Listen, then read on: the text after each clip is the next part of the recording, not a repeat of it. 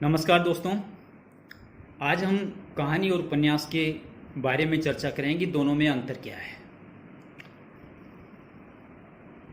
मूल अंतर जो इसका माना जाएगा, अगर हम सर्वप्रथम बात करें तो कहानी एक ऐसी विधा है जिसको एक सांस में पढ़ी जा सकती है,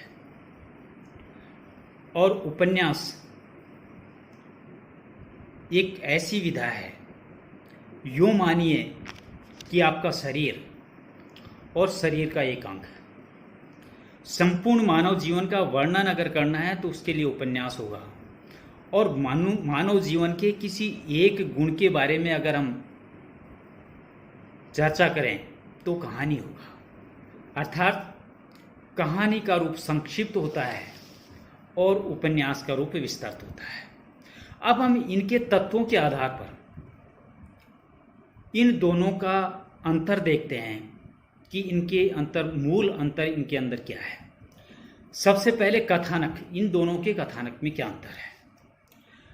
उपन्यास में विस्तार के लिए बहुत अवकाश होता है, क्योंकि उपन्यास की कथा वस्तु बहुत विस्तृत होती है और उसमें इतना ज़्यादा समय होता है कि उस समय में वो मानव जीवन के किसी भी तत्व का वर्णन वो कर सकते हैं, तो बहुत ज़्यादा अवकाश होता है।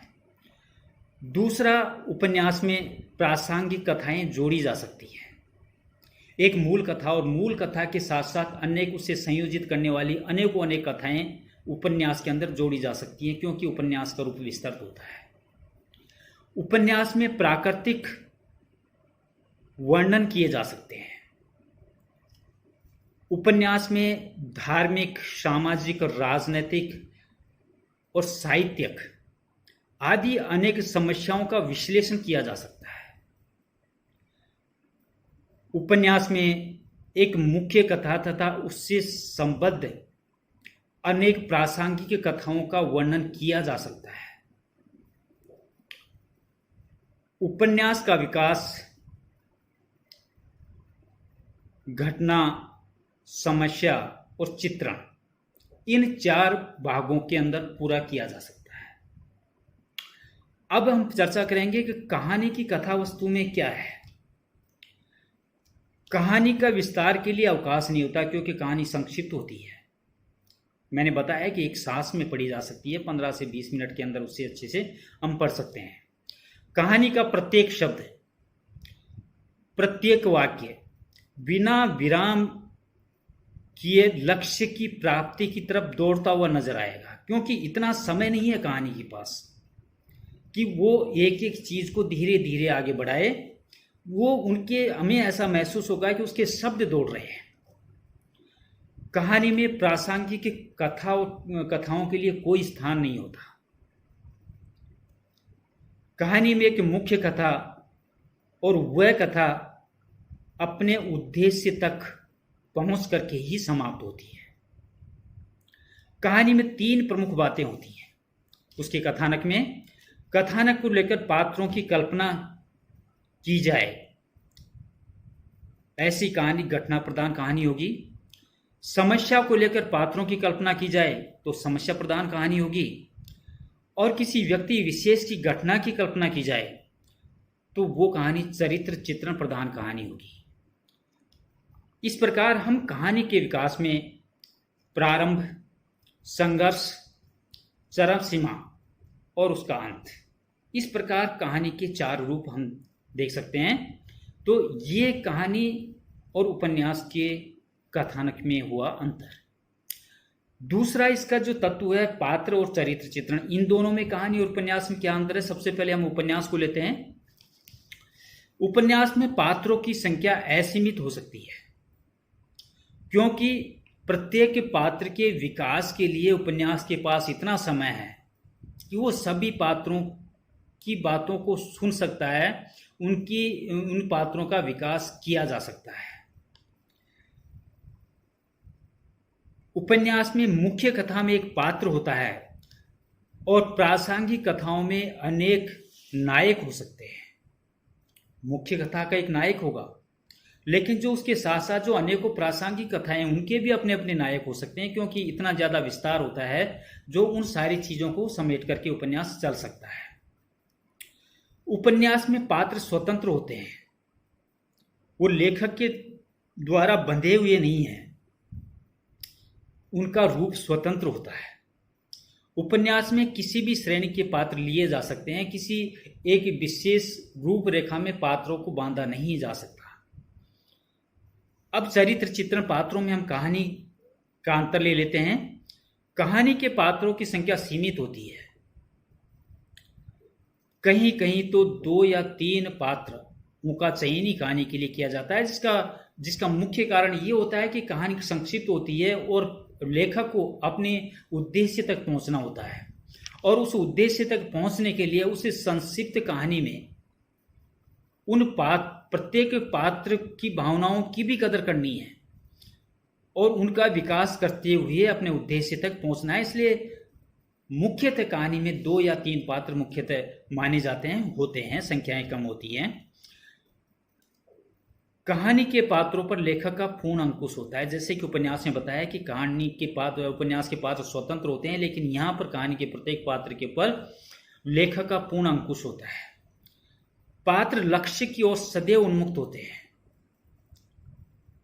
उपन्यास में समय होता है, पात्र बहुसंख्यक होते हैं, लेकिन यहाँ पात्र एक कहानी का मुख्य पात्र होता है, 1 या 2 उसके सहायक पात्र होते हैं, या 1-2 या उसकी एक विरोधी पात्र होगा, और वो सारे पात्र अपने लक्ष्य की तरफ दौड़ते हैं। जो लेखक जिस लक्ष्य, जिस उद्देश्य को लेकर के उस कहानी की रचना कर रहा है, ऐसा महसूस होगा कि वो सारे पात्र उस लक्ष्य की तरफ दौड़ते हुए नजर आएंगे।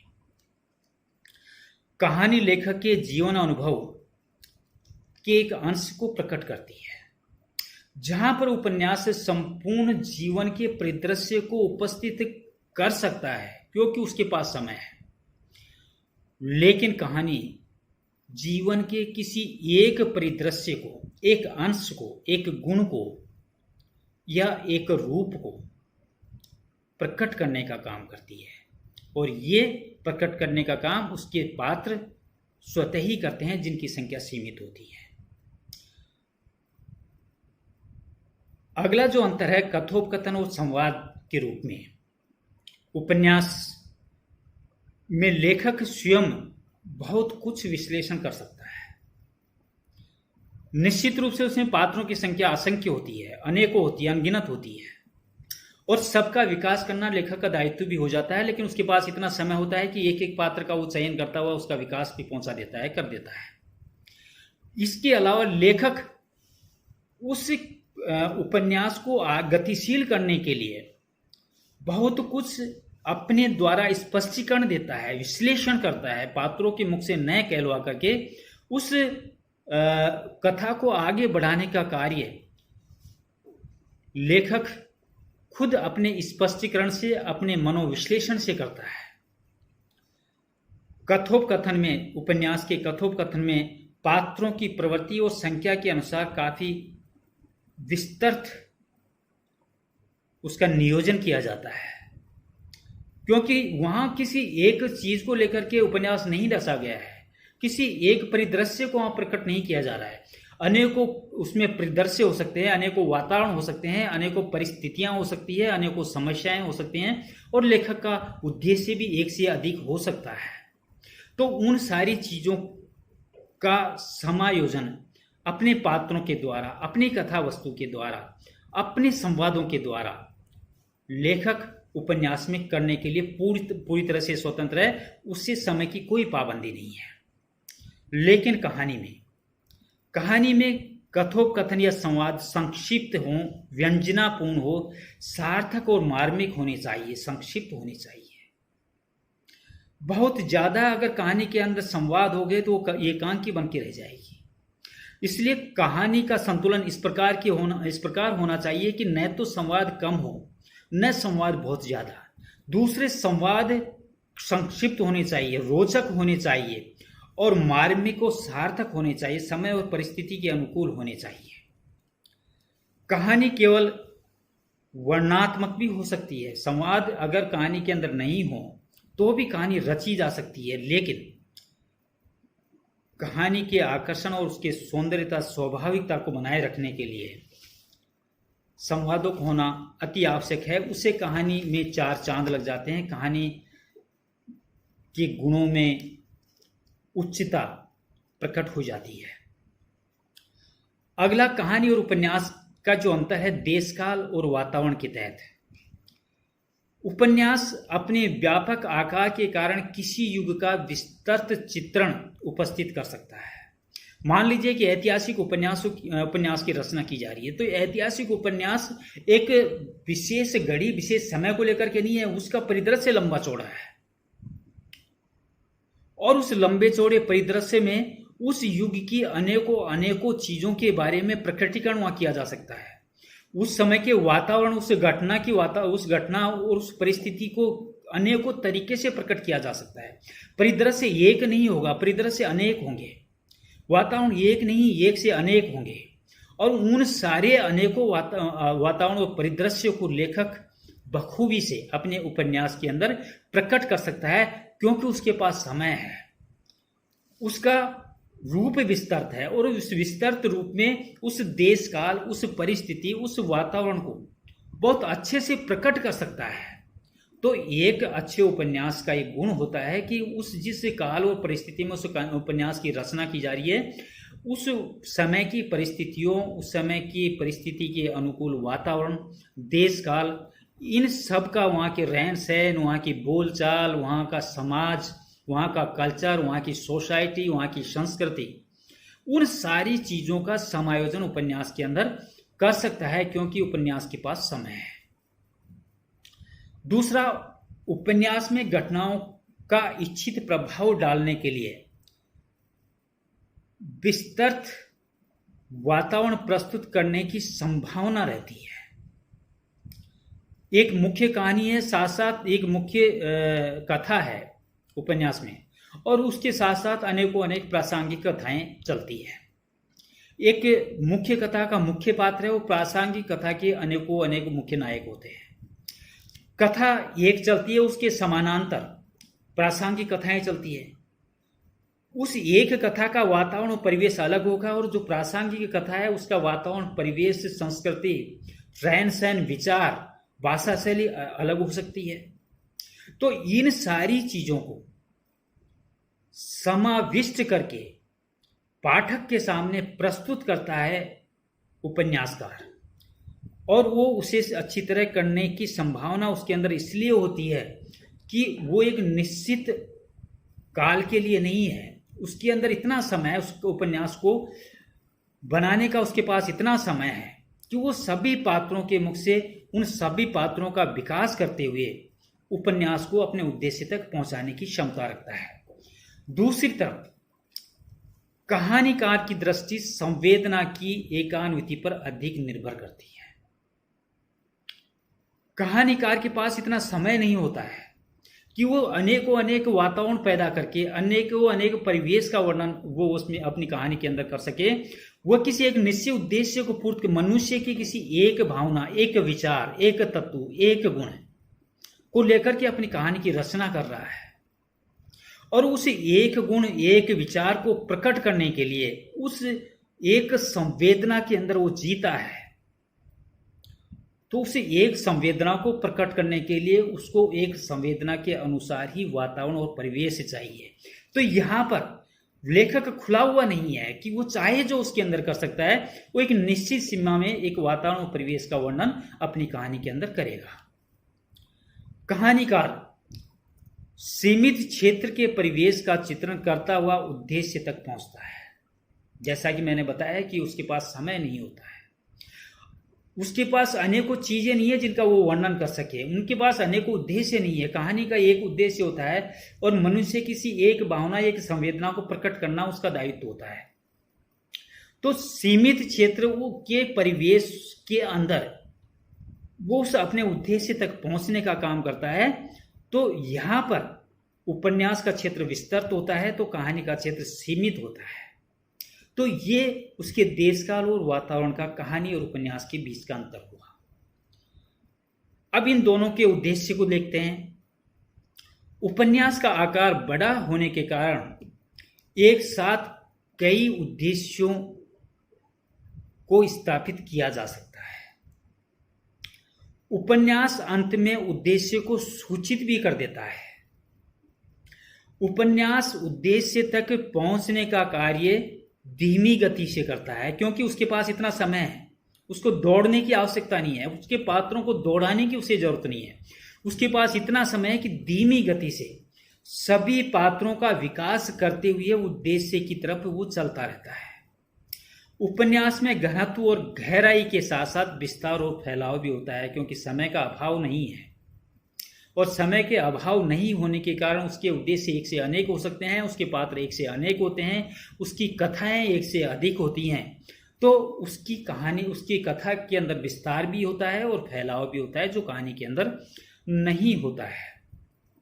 उपन्यास में विभिन्न उपकथाओं की सृजना की जाती है, जो कहानी के अंदर एक मुख्य कथा होती है, मुख्य कहानी होती है, मुख्य बिंदु होता है, लेकिन उपन्यास के अंदर एक सहायक कथाएं भी साथ साथ चल सकती है। उपन्यास में विभिन्न मानव चरित्रों को विस्तृत करने की, प्रस्तुत करने की क्षमता होती है। वहां संपूर्ण मानव जीवन को प्रकटीकरण कर सकता है यहाँ उपन्यासकार, क्योंकि उसके पास समय की कोई पाबंदी नहीं है। दूसरी ओर कहानी किसी एक उद्देश्य को लेकर के चलती है, और उस उद्देश्य तक ही पहुंचना उसका प्रमुख उद्देश्य होता है। कहानी किसी समस्या का हल नहीं करती, बल्कि वो मार्गदर्शन करता है। वो एक इंडिकेट करता है, कि इशारा करती है कहानी, उस समस्या का समाधान नहीं करती। उस कहानी उस समस्या के मुहाने पर ले जाकर के पाठक को सोचने पर मजबूर करती है। वो सिर्फ छोड़ती है, एक रास्ता दिखाती है कि पाठक अब सोचे कि उसे क्या करना है। कहानी मात्र सुझाव प्रदान करती है। कहानी उद्देश्य को बताती है और उससे उस उद्देश्य तक पूर्ण करने के लिए सुझाव प्रस्तुत करती है, समाधान नहीं करती। कहानी उद्देश्य प्रदान होती है। जिस प्रकार एक उपन्यास कथा प्रदान होता है, वैसे कहानी, क्योंकि उपन्यास कथा को बढ़ाने का काम करता है और कहानी अपने उद्देश्य तक पहुंचने का काम करती है। कहानी में चुस्ती, तीव्रता तथा पाठक के मूल संवेदना के मर्म तक शीघ्रता से पहुंचने की क्षमता होती है। कहानी को पढ़ने पर ऐसा लगता है कि पात्र चल नहीं रहे हैं, दौड़ रहे हैं, उस उद्देश्य तक पहुंचने के लिए दौड़ लगा रहे हैं। तो कहानी की जो पात्र हैं उसमें चुस्ती भी होती है, फुर्ती भी होती है, और पाठक की मूल संवेदना को जागृत करने की मार्मिकता भी होती है, और अपने उद्देश्य तक पहुंचने की क्षमता भी होती है। कहानी में घनत्व और गहराई अधिक होती है। जिस प्रकार उपन्यास में घनत्व और गहराई के साथ विस्तार और फैलाव होता है, कहानी में विस्तार और फैलाव नहीं होता है, बल्कि उसमें घनत्व और गहराई होती है। मनुष्य की अंतर्मन की भावनाओं को कुरेदने का काम, उसकी संवेदनाओं को जगाने का काम कहानी करती है, और कहानी की दृष्टि संवेदनाओं पर अधिक होती है। मन के भावों को जगाने का काम, एक पाठक के अंदर के दर्द को कुरेदने का काम कहानी करती है, जो एक लेखक अपने कहानी की रूपरेखा के द्वारा पाठक को सम्मोहित करके पाठक की सहानुभूति को बटोरने का काम करता है। तो ये कहानी और उपन्यास के तत्वों के आधार पर उनके प्रमुख अंतर हुए। अब मैं अपनी वाणी को यहीं विराम देता हूँ। नमस्कार।